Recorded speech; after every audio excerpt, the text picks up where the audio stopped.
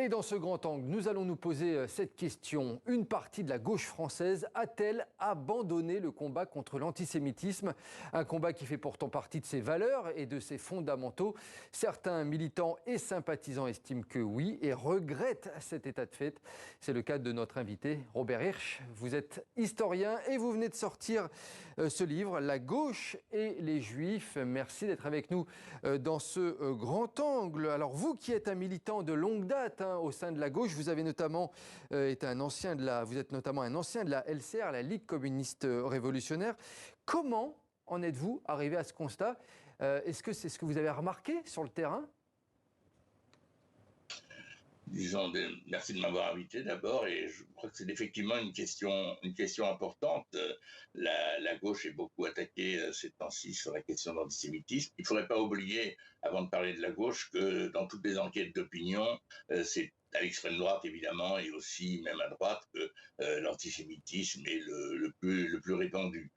Moi, mon sujet, le sujet de mon livre, c'était effectivement de voir comment la gauche réagissait à l'antisémitisme. Et comme vous l'avez très bien dit, la gauche, depuis la Révolution française, a été aux côtés des Juifs contre l'antisémitisme. L'affaire Dreyfus, bien sûr, la Seconde Guerre mondiale. Ça n'a pas toujours été facile, notamment au moment de l'affaire Dreyfus, ça a mis du temps, mais la gauche s'est retrouvée aux côtés des Juifs, et elle en a bénéficié, les Juifs aussi. Et dans les années 2000, où il y a eu une remontée de l'antisémitisme que j'expose dans mon livre, la gauche, notamment la gauche radicale, dont je me réclame toujours, n'a pas été présente. Et c'est ça que j'essaye d'examiner dans mon livre, pas seulement, mais c'est cette question-là que c'est. Oui, Robert Hirsch, c'est ce que vous dites. Le vrai tournant a lieu dans les années 2000. C'est à ce moment-là, selon vous, qu'une partie de la gauche abandonne le combat contre l'antisémitisme? Le tournant a lieu à l'automne 2000, où il commence à y avoir effectivement des agressions, des actes antisémites. Tout ça est absolument net. Il y a une multiplication des actes antisémites, quelles que soient les statistiques, qu'elles soient les statistiques communautaires ou les statistiques du ministère, c'est absolument net. Beaucoup plus de départs en Israël, par exemple, de départs en général de France. Il y a une inquiétude chez les Juifs de France, et la gauche est tétanisée par rapport à ça. La gauche, notamment radicale, est tétanisée. On voit des images que vous montrez avec effectivement des expressions antisémites.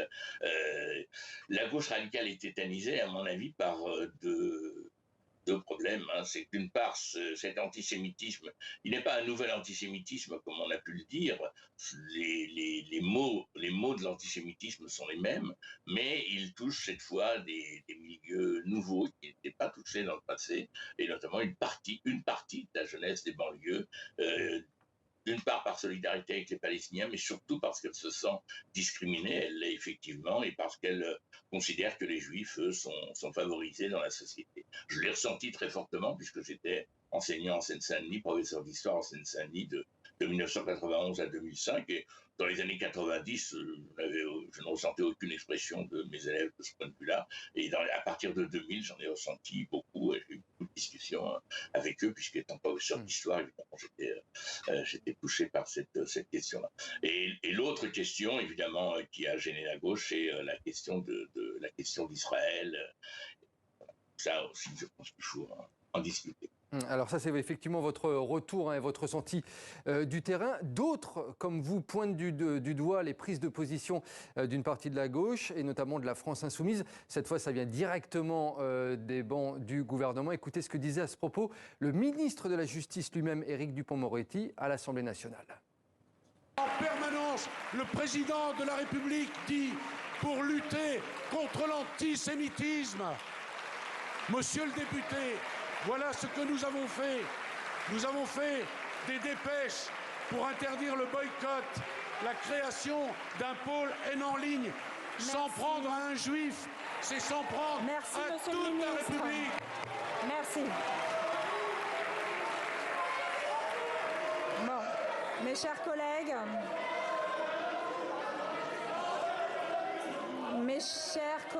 je vous demande de retrouver votre calme. La parole est à... S'il vous plaît. Robert Hirsch, les mots durs envers une partie de la NUPES et de la France Insoumise, donc à l'Assemblée. On l'a vu, d'ailleurs, les députés ont ensuite quitté l'hémicycle. Est-ce qu'à votre avis, c'était une bonne réaction? Ils auraient peut-être dû rentrer dans le débat ou dans l'invective du ministre?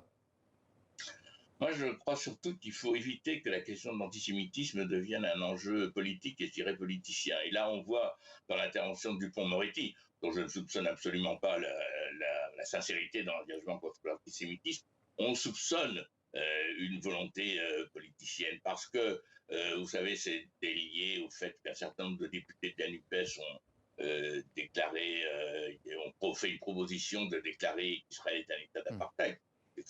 Mais ça n'est pas en soi quelque chose d'antisémite de critiquer l'État d'Israël, même si moi je ne suis pas d'accord avec leur proposition sur l'apartheid, mais il a attaqué spécifiquement la France insoumise. Or, nous savons bien que la France insoumise n'est pas à l'origine de ce texte. Hein. Donc, je crois qu'il y a une volonté politicienne qu'il faut éviter. Après, autant il faut éviter cette volonté politicienne, c'est même aller jusqu'à l'extrême droite.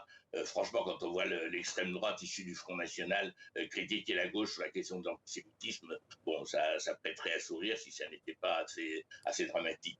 Mais autant il faut critiquer cette dérive politicienne, autant c'est vrai que la gauche n'a pas été assez vigilante sur la question de l'antisémitisme.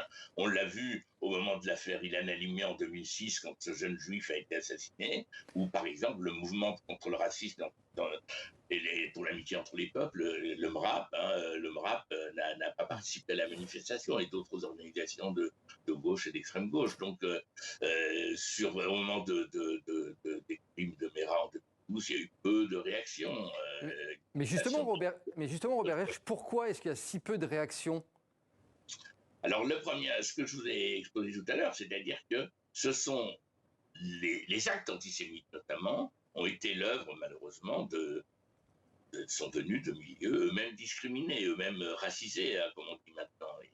Et la gauche hésite effectivement. Or, on sait très bien, et hésite à les dénoncer. Or, on sait très bien qu'il peut y avoir des victimes du racisme qui sont eux-mêmes racistes. Hein. Vous pouvez avoir des juifs qui sont racistes et vous pouvez avoir des arabes ou des noirs qui sont antisémites ou qui sont anti-roms, etc. Malheureusement.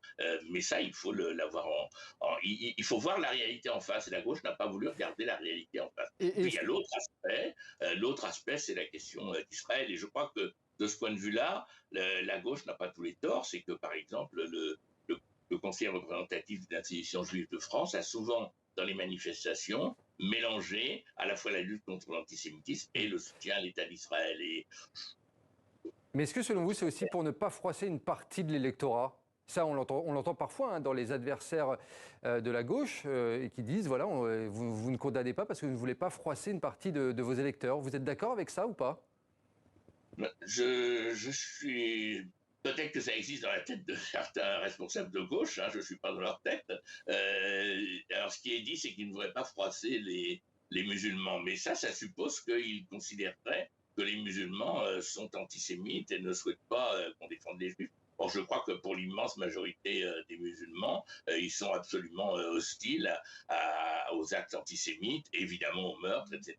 Donc, je crois que si c'est ça le calcul d'un certain nombre de responsables de la gauche, c'est un calcul qui est erroné et qui montre une vision curieuse des musulmans. Robert Hirsch, vous dites dans votre livre, hein, tout à la fin, c'est à la gauche de se rapprocher des juifs menacés par l'antisémitisme. Elle doit prendre en considération les inquiétudes juives. Comment la gauche peut-elle faire ce que vous proposez dans ce livre ? Déjà, la gauche ne doit pas minimiser. Ce qui m'a frappé dans ces 20 dernières années, c'est que très souvent la gauche, et notamment la partie la plus radicale de la gauche, a minimisé les actes antisémites en disant « il n'y en a pas tant que ça, c'est pas si grave que ça ». Or, en général, la gauche ne minimise pas les questions. La gauche ne minimise pas le racisme, elle ne minimise pas la pauvreté. Vous ne verrez pas un dirigeant de gauche dire par exemple « il n'y a pas tant de pauvres que ça » ou « ils sont pas si pauvres ». Voilà. Bon. Et là, il y a eu cette tendance à la minimisation. Il ne faut pas minimiser, il faut être très réactif par rapport à ça. Il y a une évolution de ce point de vue-là, mais elle n'est pas suffisante. Et par ailleurs, je crois qu'il y a l'autre question qu'il faut aborder, que j'essaie d'aborder dans mon livre, parce que dans mon livre, je reviens sur l'histoire de l'antisémitisme, mais j'essaie aussi de revisiter la question d'Israël, du sionisme, etc. Moi, personnellement, je n'ai jamais été sioniste, et je pense que la politique israélienne est très critiquable, mais il faut essayer d'avoir une vision un petit peu nuancée, c'est-à-dire de comprendre pourquoi les Juifs sont allés là-bas, ce qui a créé le malheur des Palestiniens, c'est évident, mais ce qui est lié au malheur juif du XXe siècle. Et il y a une phrase de mon livre en conclusion, si vous me permettez que je la cite. C'est une phrase qui me semble, qui résume bien ma pensée. Je dis, l'histoire a donné le droit aux Juifs de refuser la destruction de l'État d'Israël. Elle ne leur a pas donné le droit d'accepter l'oppression des Palestiniens. C'est-à-dire qu'il n'est pas possible aujourd'hui de dire qu'on pourrait accepter la destruction de cet État. Des gens y sont, cet État existe. Mais en même temps, cet État ne veut pas se maintenir comme il le fait sur le malheur des Palestiniens et sur la discrimination à l'égard des Palestiniens. Alors les solutions ne sont pas simples, hein, mais je crois que c'est cette vision-là qu'il faut avoir, cette vision de gauche qu'il faut avoir, cette vision nuancée, ce qui n'empêche pas évidemment de soutenir les Palestiniens dans leur... Voilà, c'est ce que vous dites effectivement dans votre livre, Robert Hirsch. Il nous reste une trentaine de secondes. Je voulais juste revenir sur la conclusion également de votre livre, puisque vous dites une autre phrase.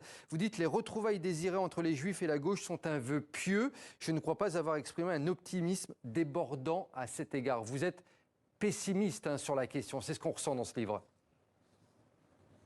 Pessimiste, non, parce que sinon je n'aurais pas écrit le livre, hein, et sinon je ne continuerais pas à agir comme je le fais avec d'autres amis au sein d'un mouvement qui s'appelle le Réseau d'action contre l'antisémitisme et tous les racismes, le RAR. Je ne suis pas pessimiste, mais je pense que c'est difficile.